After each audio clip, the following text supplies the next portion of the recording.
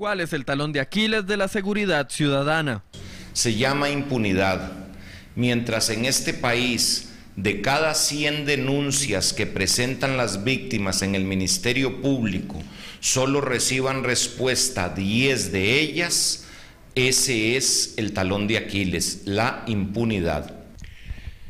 Sin duda, lo he dicho durante muchísimo tiempo, el narcotráfico, la penetración de las mafias colombianas y ahora mexicanas en el territorio nacional, ese es el gran talón de Aquiles, pero por supuesto tiene también que ver con los problemas de marginalidad, de pobreza, y sin lugar a dudas también hay una falta de liderazgo. ¿Cuál debe ser el primer paso del próximo gobierno en materia de seguridad? Publicar cuál es la política criminal que ellos van a diseñar, qué es lo que se va a hacer en esta emergencia, qué es lo que se va a hacer en el mediano plazo y qué es lo que se va a hacer a largo plazo. Lo primero es entrarle a fondo al Ministerio de Seguridad Pública. Constantino Urcullo y Manuel Rojas hacen aquí el análisis de estas opiniones. Veíamos, bueno, impunidad, falta de liderazgo, también se mencionaba, y la necesidad, ya hablando de un primer paso del próximo gobierno, de publicar la política criminal, tener claridad en esto, y por el otro lado, de entrarle directamente al Ministerio de Seguridad Pública. Sí, hay un asunto que me parece importante en la denuncia que hace o en la posición que presenta don Juan Diego Castro, en el sentido de que hay un gran número de denuncias que no son tramitadas. En esto yo creo que hay un asunto que es necesario tomar en cuenta, es la vigencia del Estado de Derecho y la necesidad de proceder conforme al Estado de Derecho. A veces a los jueces se les culpa porque tienen que soltar un delincuente en determinado momento, pero puede ser que el trámite o la forma en que se le detuvo, en que se sacaron sus declaraciones y demás, no están a derecho y el juez no le queda más remedio que proceder. Entonces ahí hay un doble adiestramiento que hay que hacer en los cuerpos de seguridad para que puedan manejar esas situaciones adecuadamente y no se presenten problemas cuando llega a lo del juez. He oído cosas que a mí me preocupan. Por ejemplo, el diputado Barrantes del partido Movimiento Libertario, en algún momento, en el año pasado, en la Asamblea Legislativa, cuando se estaban discutiendo algunas de estas propuestas, dijo que había que olvidarse un poco de los derechos humanos de los delincuentes. Eso me parece que es terrible. Eso lo dijo y está en actas, eso se puede documentar. Yo creo que por ahí no va la solución. Ahora, también uno podría decirse, si hay un sistema penal, debe cumplirse y debe ser ejemplarizante. No, Constantino. debe ser justo. Es decir, el derecho está para impartir justicia. Y con estas manifestaciones yo quisiera decir esto. Mire, yo concuerdo en que hay que publicar la política criminal, elaborarla. Concuerdo con don Fernando Berrocal en que la marginalidad es un tema importante, que ya lo hablamos, pero yo difiero radicalmente de esa definición de impunidad que ha dado don Juan Diego Castro, en el sentido de que en un régimen de derecho no todas las denuncias tienen que acabar en condenas, y hay gente que denuncia en falso. Hay falsas acusaciones, hay inocentes que son condenados. Es decir, el problema está en asimilar toda acusación con culpabilidad. Para eso existe el derecho. Si a alguien se le acusa, se le abre un proceso y ahí se le tiene que probar. Entonces ahí hay que capacitar a la policía para que la policía haga buenos informes, para que los fiscales no descuiden la prueba, no descuiden la cadena de custodia. Hay que invertir mucho en capacitar a la policía en el trámite, y lo mismo hay que darle recursos al Ministerio Público para lo mismo. Hay un tema que también yo quisiera conocer la opinión de ustedes, la violencia doméstica. La mayoría de las llamadas que recibe la policía son de violencia doméstica. Sin embargo, en los planes de gobierno no veo que se destaque de manera particular un punto que también es importante, y también a nivel de sociedad tampoco se incorpora como seguridad ciudadana, Manuel. Es una ausencia importante. sí es una ausencia importante. Bueno, hay muchas ausencias en los programas de gobierno, inevitablemente, pero sí esto tiende a verse casi como un problema personal y no un problema societal.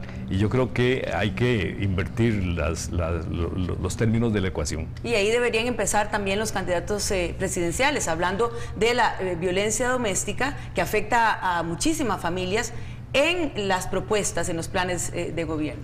Claro, y Manuel lo decía hace un rato, es decir, es erróneo pensar que todo el problema de seguridad ciudadana es el narcotráfico o el crimen organizado. Hay un problema de seguridad ciudadana que gira en torno al tema de los delitos contra la propiedad, por ejemplo. Y la delincuencia pequeña también. Entonces, por eso yo creo que hay que enfocar el tema con serenidad para distinguir diversas formas de delincuencia que requieren diversos tipos de respuesta. Vamos rápidamente a ver este último video, lo que dice la gente, y volvemos aquí sobre todo para cerrar y también para hablar de esos mitos que hay en el tema de seguridad. Adelante. Para mí la inseguridad es que hay mucho policía en cada esquina y andan haciendo nada. Las fronteras están abiertas para un montón de mafiosos que vienen a Costa Rica a hacer daños. Entonces hay que empezar por las fronteras, hay que empezar por migración. A mí me han asaltado 3 veces. La primera vez me tiró un balazo en la cabeza. Yo nunca he recuperado nada. Más bien la última vez que fui casi me encierran a mí más bien. Entonces ese es el problema. Y el problema de la mala crianza también. Porque aquí a la policía la tratamos como nos da la gana. Nadie la respeta. Cuando hay pobreza, pues salen los delincuentes, así como de todo lado. Migración, existe, y lo veíamos aquí, existe la idea de que la inseguridad y que los migrantes son responsables de la inseguridad en buena parte. ¿Es un mito? Como incluso... Sí, es un mito, eso es meter la cabeza como el avestruz en la arena. Es decir, ciertamente hay extranjeros que vienen a hacernos problema y por supuesto que en el plano del narcotráfico pues ahí está totalmente metido el factor externo.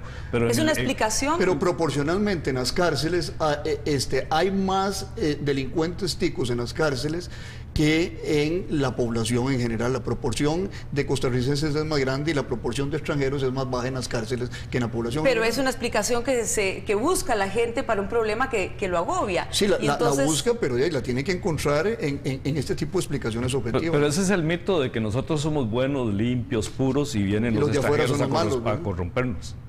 Ahora, finalmente, los planes de gobierno están ahí, pero es difícil también acceder para los costarricenses. Un consejo de cómo llegar a esos planes de gobierno, cómo leerlos finalmente y muy rápido. Bueno, ese es un gran problema porque los planes de gobierno no han servido de mucho en las últimas décadas. Es decir, es una especie de rito que se cumple cada 4 años, pero que luego al inicio del gobierno se hace un nuevo plan. Es decir, el verdadero plan de gobierno es el que se pone en ejecución a partir del 8 de mayo del año que corresponde a cambio de gobierno. Ahí se empiezan a armar nuevamente las cosas. Porque ¿de qué sirve entonces revisarlo? ¿O es una visión un poquito también? Sí sirve, claro que sirve. Mire, yo los tengo aquí y cualquiera los puede acceder si entra a internet de los principales partidos. Eso compromete a la gente. Cuando usted habla, yo le estoy hablando aquí estas cosas y si yo mañana vengo a decir cosas diferentes, usted me confronta. Entonces mi consejo a la gente es que vayan, los busquen, los lean, los guarden y cuando empiece el gobierno a hacer cosas diferentes, le saquen los trapos sucios en ese sentido. Sí, debiera haber una rendición de cuentas en ese sentido, pero lo que ha pasado es que se cumple con este ritual, se dejan de lado, la ciudadanía no se entera de qué pasó y realmente durante el gobierno se hacen cosas totalmente diferentes. Bueno, eso no debiera pasar. Nos tenemos que ir y para cerrar decíamos, bueno, que debería tal vez institucionalizarse esa rendición de cuentas a partir de un plan de gobierno, pero ese será tema para otra conversación. No, y usted es uno de los fiscales. Así es, la prensa debe ser así, debe ser así. Intensamente. Intensamente, usted tiene toda la razón. Llegamos entonces, tenemos conversaciones pendientes, llegamos entonces al final, al cierre del programa. Muchísimas gracias por habernos acompañado en el transcurso de esta semana, lo esperamos el lunes con el voto joven y redes sociales como protagonistas de su voto primero. Muchísimas gracias por su atención.